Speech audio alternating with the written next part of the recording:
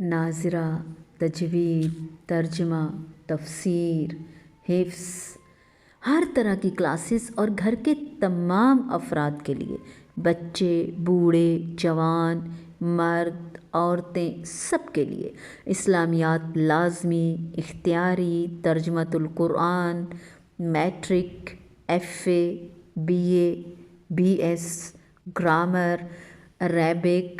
आप क्यों फ़ायदा नहीं उठा रहे? आप फ़ौरन हमसे रब्ता करें और फ़ायदा उठाएं और दूसरों को भी बताएं। النجم 4 أعوذ بالله من الشيطان الرجيم إن هو إلا وحي يوحى إن نہیں ہوا وہ إلا مگر وحی ایک وحی یوحا جو وحی کی جاتی ہے، وہ تو صرف وحی ہے جو نازل کی جاتی ہے۔ ان ہوا الا وحی یوحا، ہوا سے مراد یا تو قرآن مجید اور دین ہے، جس کے متعلق مشرکین کہتے تھے کہ آپ صلی اللہ علیہ وآلہ وسلم نے اسے اپنے پاس سے بنا لیا ہے۔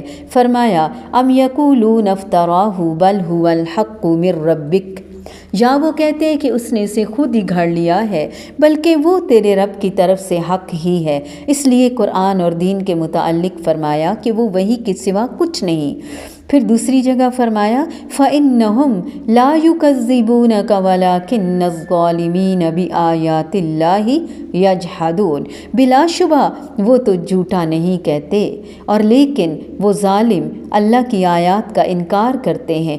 یا اس ہوا سے مراد ینطقو کی ضمن میں پایا جانے والا منطوق بھی، یعنی وہ بات جو وہ بولتا ہے وہی کے سوا کچھ بھی نہیں جو اس کی طرف کی جاتی ہے۔ یہاں ایک سوال ہے کہ کیا رسول اللہ صلی اللہ علیہ وآلہ وسلم ہر بات وحی کے بعد ہی کیا کرتے تھے؟ اگر ہاں کہا جائے تو ان متعدد باتوں کے متعلق کیا کہا جائے گا جن کی اللہ تعالیٰ نے اصلاح فرمائی؟ مثلاً فرمایا عفا اللہ عنک لم اذنت لہم، اللہ نے تجھے معاف کر دیا، تو نے انہیں کیوں اجازت دی؟ فرمایا ما کان لنبی ان یکون لہ اسری حتی یسخن فی الارض، کبھی کسی نبی کے لائق نہیں کہ اس کے ہاں قیدی ہوں یہاں تک کہ وہ زمین میں خوب خون بہا لے۔ فرمایا ما کان لنبی والذین آمنوا ان یستغفروا للمشرکین، اس نبی اور ان لوگوں کے لیے جو ایمان لائے کبھی جائز ہی نہیں کہ وہ مشرکوں کے لیے بخشش کی دعا مانگے۔ فرمایا یا ایھا النبی لم تحرم ما احل اللہ لک، اے نبی تو کیوں حرام کرتا ہے جو اللہ نے تیرے لیے حلال کیا؟ اس کے علاوہ اللہ تعالیٰ نے آپ صلی اللہ علیہ وآلہ وسلم کو صحابہ کرام رضی اللہ تعالی عنہم کے ساتھ مشورے کا حکم دیا۔ فرمایا وشاورہم فی الامر، اور کام میں ان سے مشورہ کرو، جبکہ وحی کے بعد نہ مشورے کی ضرورت ہے نہ ہی اجازت کی۔ جواب اس سوال کا یہ ہے کہ یہاں ان باتوں کو وحی قرار دیا جا رہا ہے جو آپ صلی اللہ علیہ وآلہ وسلم لوگوں کے سامنے قرآن مجید یا شریعت کے حکم کے مطابق بیان فرماتے۔ ان ہوا الا وحی یوحا،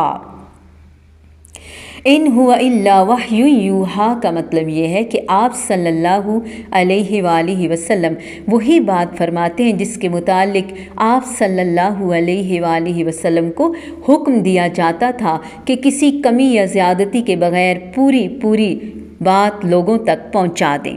اس وحی میں قرآن مجید بھی شامل ہے اور حدیث بھی۔ عبداللہ بن عمر رضی اللہ تعالی عنہما بیان فرماتے ہیں کہ میں رسول اللہ صلی اللہ علیہ وآلہ وسلم سے جو کچھ سنتا اسے حفظ کرنے کے ارادے سے لکھ لیتا۔ قریش نے مجھے منع کیا اور کہا کہ تم تو رسول صلی اللہ علیہ وآلہ وسلم سے جو بھی سنتے ہو لکھ لیتے ہو، حالانکہ رسول صلی اللہ علیہ وآلہ وسلم ایک بشر ہیں، کبھی غصے میں آتے ہیں، کبھی خوشی میں ہوتے ہیں، میں نے لکھنا ترک کر دیا۔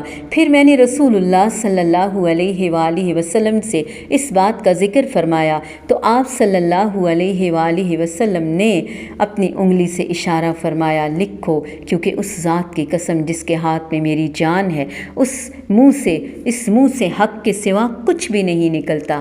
ابو ہریرہ رضی اللہ تعالیٰ عنہ بیان فرماتے ہیں، رسول اللہ صلی اللہ علیہ وآلہ وسلم نے فرمایا کہ میں حق کے سوا کچھ نہیں کہتا۔ تو آپ کے صحابی نے پوچھا، اللہ کے رسول، آپ تو ہم سے خوش طبعی بھی کر لیتے ہیں۔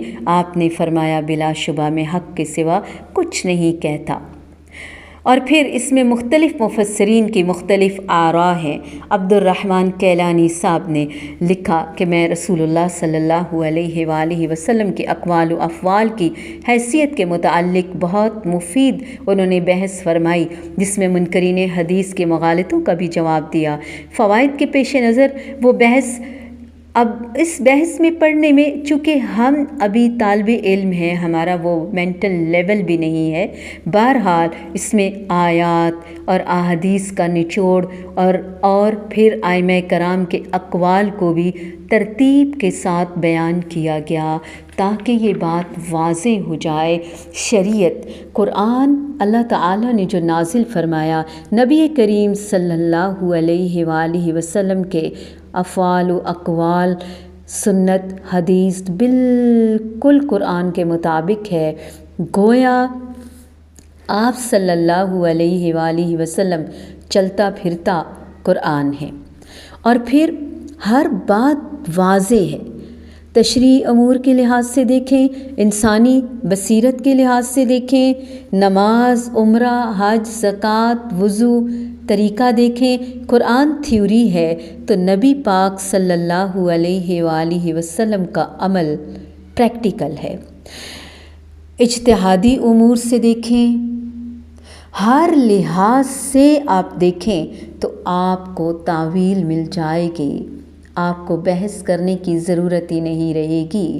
قرآن کے مطابق احادیث، پھر یہ بھی ہوتا ہے کہ جی اس حدیث کو ضعیف کیوں کہا، طبعی امور کے مطابق، روزمرہ بول چال کے مطابق، یہاں تک کہ جیسے نبی پاک صلی اللہ علیہ وآلہ وسلم پیوند کاری کے بارے میں فرماتے اور پھر یہ بھی فرماتے کہ میری ہر بات جو دنیا داری کے حساب سے ہے وہ آپ اپنے حساب سے دیکھ لیں، بس شرعی امور میں میرے احکامات کو دیکھیں، میرے فرمودات کو دیکھیں، باقی دنیاوی امور میں آپ کو جیسے ٹھیک لگتا ہے، لین دین کا معاملہ ہے، عورتوں کے حقوق و فرائض کی بات ہے، یتیموں کی، مسکینوں کی بات ہے، صدقات زکوٰۃ کی بات ہے، ثواب اور نیت کی بات ہے، ہر بات میں احادیث موجود ہیں، روایات موجود ہیں، نبی کریم صلی اللہ علیہ وآلہ وسلم کا عمل موجود ہے۔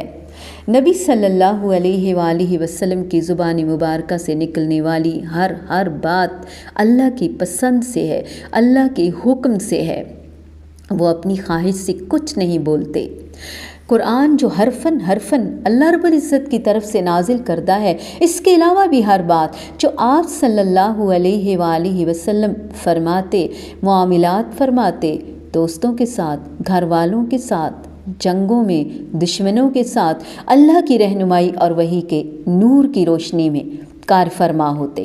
آپ نوٹس کریں، ہم لوگ قرآن پڑھتے ہیں، جمعہ 8 دن نہیں ہوئے، ہم نے سمجھا، ہم مسلمانوں کے گھروں میں پیدا ہوئے، قرآن کی وجہ سے کتنی برکت، نور شامل ہو گئی ہماری لائف میں، کتنا انقلابی چینج آ گیا۔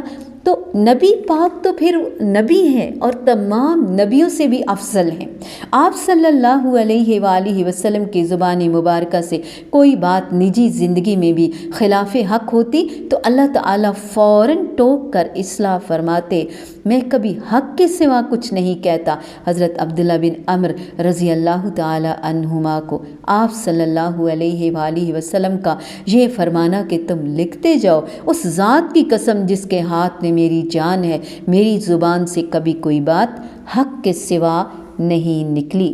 بے شک ان ہوا الا وحی یوحی،